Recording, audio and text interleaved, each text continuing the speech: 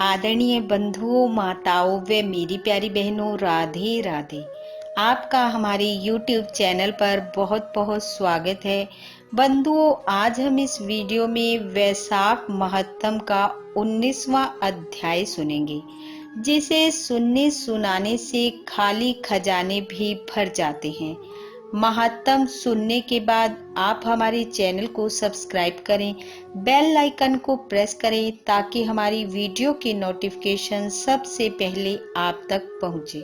Video को share व like भी जरूर करें। श्रुतदेव जी कहने लगे कि वैशाख महत्तम का फल और भी सुनो। पंचाल देश के राजा भूरी यश का पुत्र पुरुयश नाम वाला अत्यंत पुण्य आत्मा तथा बुद्धिमान था।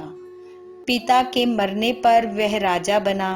वह धर्म पूर्वक पृथ्वी का राज्य करता था, परंतु पूर्व जन्म में उसने जल दान नहीं किया था। इस कारण उसकी सब संपत्ति नष्ट हो गई।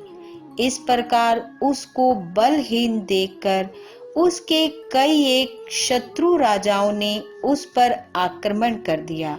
बेचारा राजा त्रस्त होकर अपनी शिखनी रानी और कुछ साथियों के सहित पर्वत की एक ऐसी गुफा में छिप गया जिसका रास्ता कोई नहीं जानता था। राजा ने बड़ी व्याकुलता से वहां पर कई वर्ष व्यतीत किए। अब राजा के मन में यह चिंता उत्पन्न हुई कि मैं जन्म और कर्म से तो शुद्ध हूँ। मैंने जन्म भी अच्छे कुल में लिया, परंतु ना जाने मेरे सब पौरुष कहाँ गए। मैंने ऐसा कौन सा पाप किया है जिससे यह घोर दरिद्र व पराजय हुई तथा वनवास के दुख सहने पड़ रहे हैं। इस प्रकार वह राजा अपने गुरु का स्मरण करने लगा। तब राजा के स्मरण करते ही दो मुनीश्वर याज और उपयाजक नाम वाले वहां आकर उपस्थित हुए।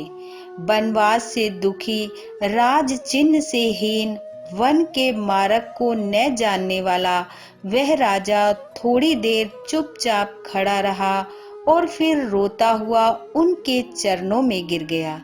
तब दोनों मुनियों ने पकड़कर राजा को उठाया।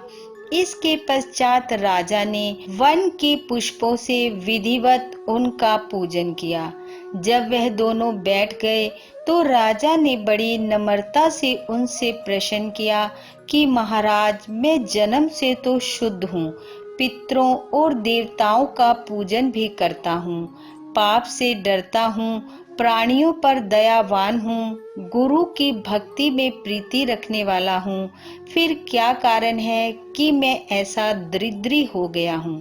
मेरा सब कोष नष्ट हो गया, शत्रुओं ने मुझको जीत लिया। वन का वासी अकेला क्यों रह गया? मेरे पुत्र पौत्र भाई बंधु कोई नहीं रहा। मैं निष्पाप होकर राज्य कर रहा था, फिर भी मेरे राज्य में अकाल क्यों पड़ गया? इसका कारण आप विस्तार पूर्वक मुझसे कहिए। राजा के ऐसे वचन सुन थोड़ी देर सोचकर वह दोनों मुनि याज और उपयाजक कहने लगे कि हे राजन, तू अपने दुख का कारण सुन। पहले 10 जन्मों में तू अत्यंत घोर पापी व्याध रहा है। 10वें जन्म में भी तू बड़ा कठोर हृदय व्याध का जन्म धारण कर प्राणियों का वध करने में यमराज के तुल्य था।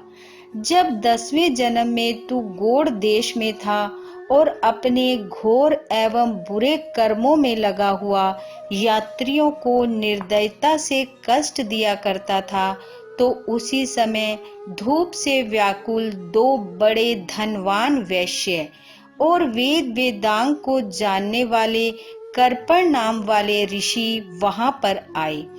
इनको आता देखकर तू धनुष बाण लेकर उनका रास्ता रोक कर खड़ा हो गया। फिर उनमें से एक वैश्य को मारकर तूने सब धन छीन लिया।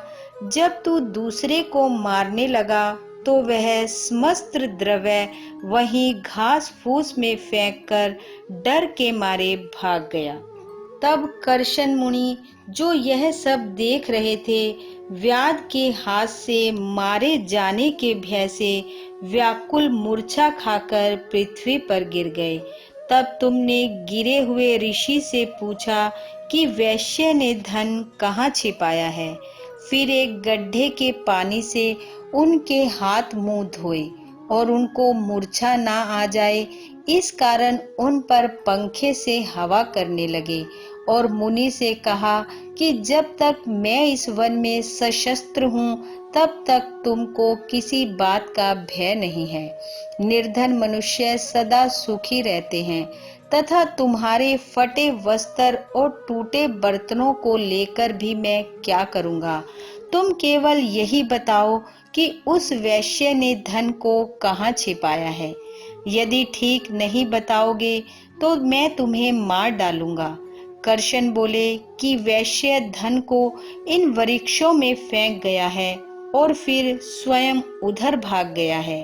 व्याध ने ऋषि से कहा कि तुम निडर होकर सुखपूर्वक यहाँ से चले जाओ।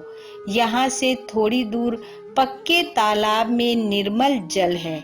वहां पर जल पीकर और अपनी थकान दूर कर अपने स्थान को चले जाओ। अभी राजा के कर्मचारी वैश्य का रुदन सुनकर तथा पांव के चिन्ह देखते हुए इधर आएंगे, इसलिए मैं तुम्हारे साथ नहीं चल सकता। यह पंखा ले जाओ, इसकी हवा से कुछ गर्मी कम हो जाएगी। इस प्रकार वह पंखा लेकर गहन वन में चले गए। यद्यपि तुमने कार्यवश उसकी सेवा की थी, परंतु वैशाख माह की प्रचंड धूप में तुम्हारे द्वारा की गई इस सेवा के परिणाम स्वरूप तुम्हारा जन्म विशाल राज्य वंश में हुआ। यदि तुम्हारी इच्छा अब फिर से सुख, राज्य, धन, धान्य, लक्ष्मी, स्वर्ग तथा सायुज्य मुक्ति पाने की है, तो वैशाख धर्म को करो। तुमको संपूर्ण सुख प्राप्त हो जाएंगे। इस माह का नाम माधव माह भी है और इस दिन तुम तत्काल ब्याही गायें ब्राह्मण को देना। इससे तुम्हारे सारे खाली कोष फिर से भर जाएंगे। छत्री के दान से तुमको राज्य की पुनः प्राप्ति होगी। विधिवत स्नान कर माधव भगवान की पूजा कर दिव्य प्रतिमा के दान से तेरी विजय होगी।